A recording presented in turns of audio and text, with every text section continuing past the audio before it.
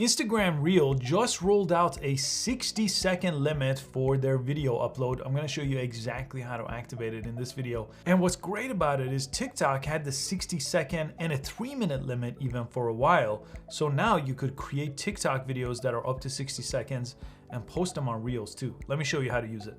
And since this is a brand new update, make sure on your Android or your iPhone, you update the app, because I just got it after the update here. Let's go ahead and open up the app here. And to post to Reels a 60-second video, just press the plus sign right on top here on your profile page and then choose Reel right here.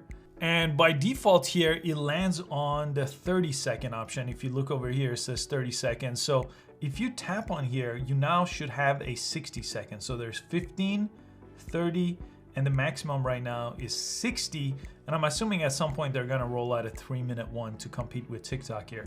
So you would just record here, same as you always do, but you can see now the countdown is much longer than it was before.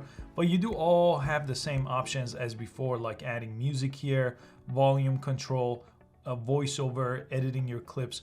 All of that is available for you. You could also upload, if you turn this to 60 seconds, you could now upload videos that are 60 seconds. So I have one here that's 60 seconds. I don't want one with the TikTok watermark though, so I'll select this one right here. There we go. Let's go ahead and add that.